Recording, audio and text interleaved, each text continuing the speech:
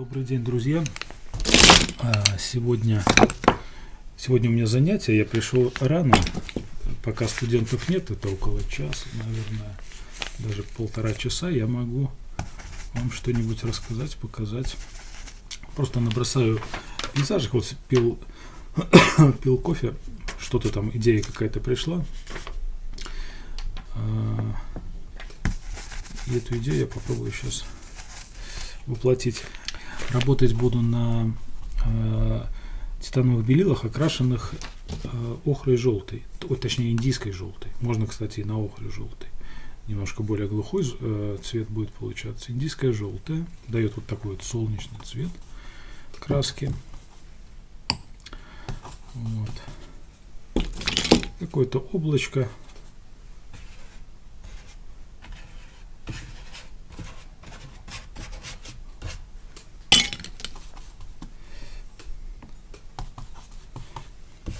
Забыл смазать холст. Холст околеровал, кстати, охрой. Охра и грунт свой акриловый, и охра желтая. Начинаем большими кистями, широкими. Так, вот фиолетовый колер и немножко сажи у нас даст теневую.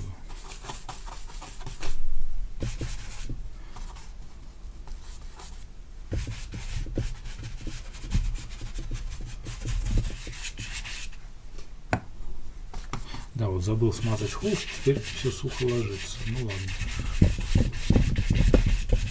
То есть можно было двойничком смазать, чтобы тут был тонкий слой масла. Легче шла бы работа. Да, для чего я смазал, извините, еще не проснулся. Для чего я околеровал белила? Для того, чтобы была общая теплая атмосфера в работе. То есть и грунт нам помогает, и, собственно, сами окрашенные белила этому способствуют. К низу добавляем бирюзы немножко.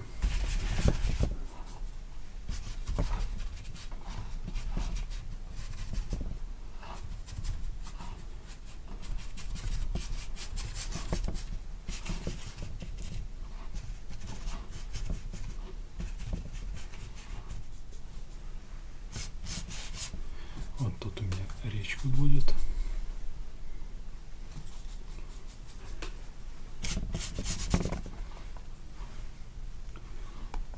Так, вот для травы мешаю охру желтую, травяную и немножко можно красненького чего-то.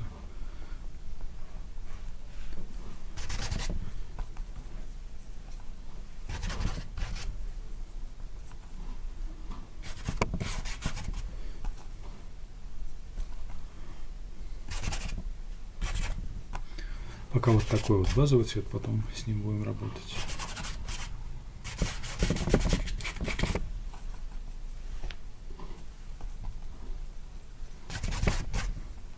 Не боимся темноты в окружении, в этом кажется темно. На самом деле, если сравнивать с белилами на палитре, тон краски не такой уж и темный.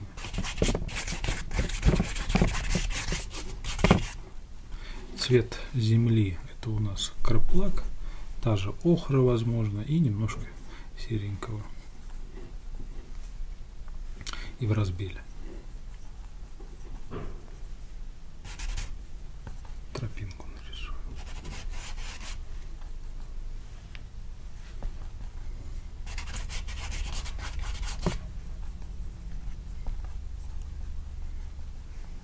Надеюсь, за рукой видно. Сел не очень удобно для камеры, но с правой стороны камеры. Сегодня других возможностей нет. Так, вот дальний бережок добавляем голубых оттенков в зелень, чтобы показать расстояние.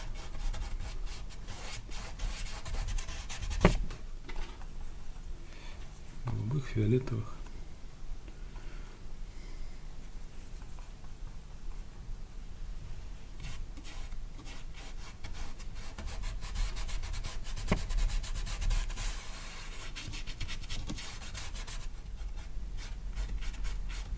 Работаю щетинкой. Сначала щетинкой, дальше работаем уже синтетикой. Слои краски пока тонкие, чтобы легко смешивались такие полутона.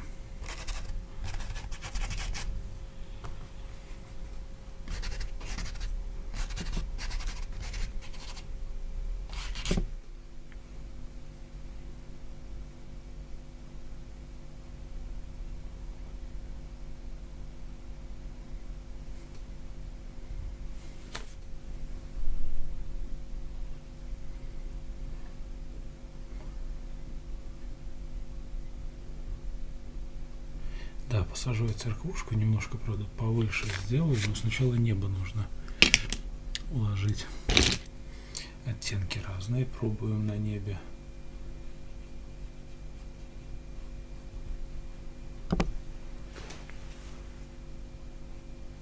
Сразу про отражение не забываем. Отражение.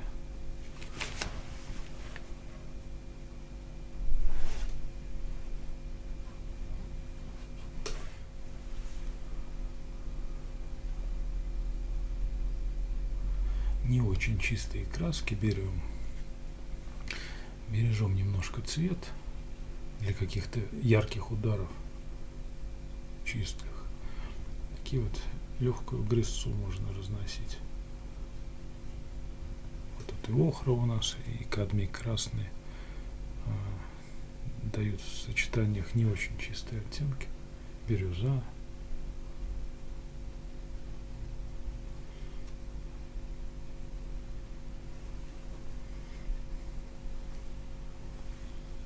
Сажа, вот в облаках, не забываем немножко сажу газовую или какой-нибудь еще черный цвет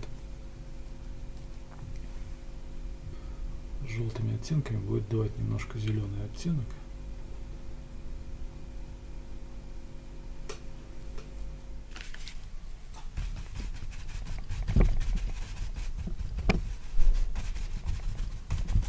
Щетинкой вбиваем.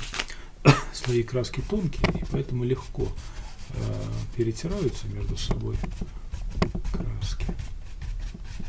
Особо нет грязи. Вот даже вот два по температуре очень разных сочетаний практически не загрязнили друг друга. То есть к тому, что вот очень удобно работать именно на таких грунтах, которые держат краску, которые хорошо штрихуются без брака.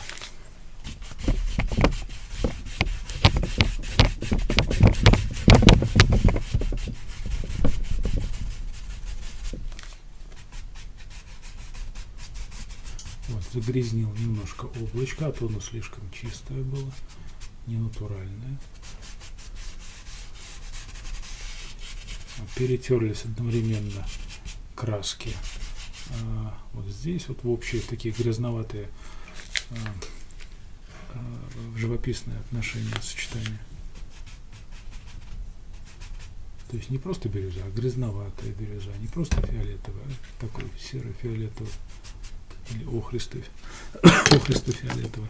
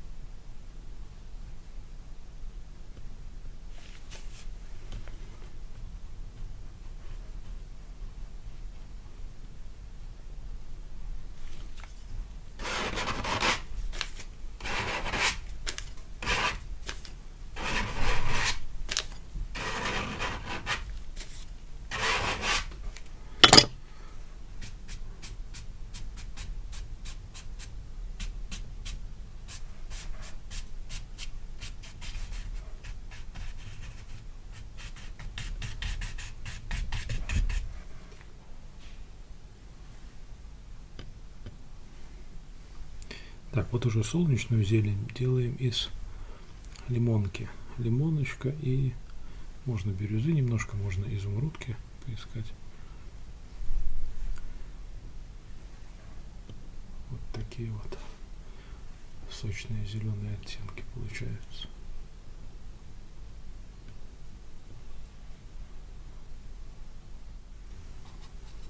Так, вот нацепил муштабель, чтобы легче было рисовать. Кто не знает, муштабель — это штучка такая для упора руки, для прорисовки мелких деталей моей конструкции.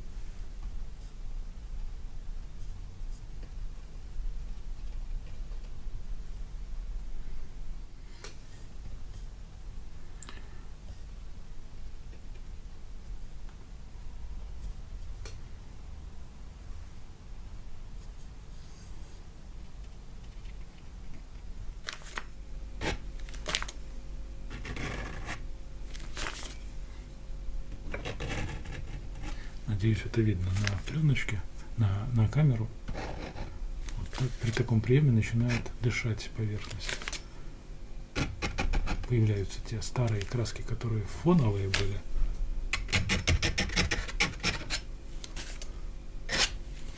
Вот, и опять дорабатывается.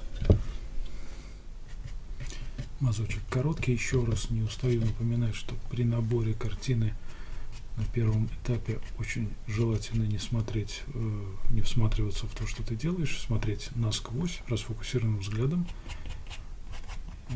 и тем самым видеть работу в цвете. Не обращать внимания на какие-то несовершенства мазка и так далее. Ближе к концу мы включаем зрение и дорабатываем. И то не обязательно дорабатывать как-то очень качественно что-то выписывать. Прежде всего живопись. Живопись это правильное сочетание цвета, тона, температуры. Если все сложилось, все, деталировка не важна, не так важна. Мелкие там стволики какие-то, травинки. Вот мазочек. Мазочек все скажет. Если он правильно организован, зритель увидит здесь и травку, даже сорт травы может увидеть. Вот, нарисую я тут стажок, иначе немножко пустовато будет. Наверное, вот тоже свяжу планы. Свяжу вот с этим дальним. Вот так посажу. И тени нужны тут даже не столько из-за того, что пустовато. Нужны тени для показа солнца. Так, вот здесь будет стажок. И, наверное, вот здесь где-нибудь. Вот тут композиционно такая вещь сложная. Сюда не посадишь, слишком будет полос. Вот, да, вот сюда. Угу.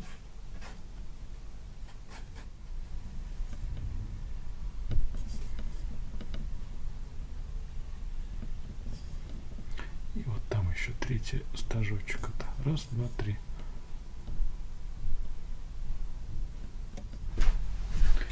Так, сейчас подойдут мои студенты. Уже 10 часов дня. Сейчас я буду отключаться. Возможно, будет запись, но уже без моих разговоров. Так, вот это умбра сонетовская, теневая для стогов.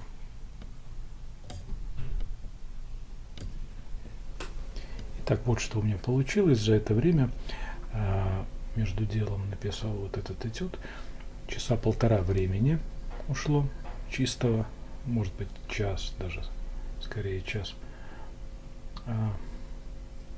Работа сдержанная, не сдержанная, а цельная. То есть, может быть, даже и лессировать не придется. Если буду лессировать, я покажу засниму этот процесс. Цельная, поскольку везде вот это окрашенное индийской желтой, окрашенное белила, все собрано, плюс еще желтые подмалевок.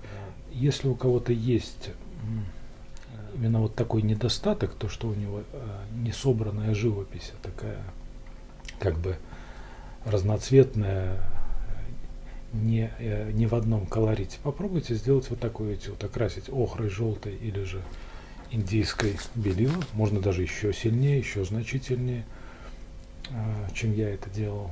То есть вот напомню, вот какая разница между белилами. Вот белила, насколько бы мертво смотрел, ну не мертво, насколько бы холодно смотрелась картина, если бы мы писали ее на чистых белилах. Так значительно легче собрать в колорите. Вот. Да, рамочку я делал для собирания композиции. Вот тут банька какая-то, например, внизу. Так, ну не буду я больше мучить.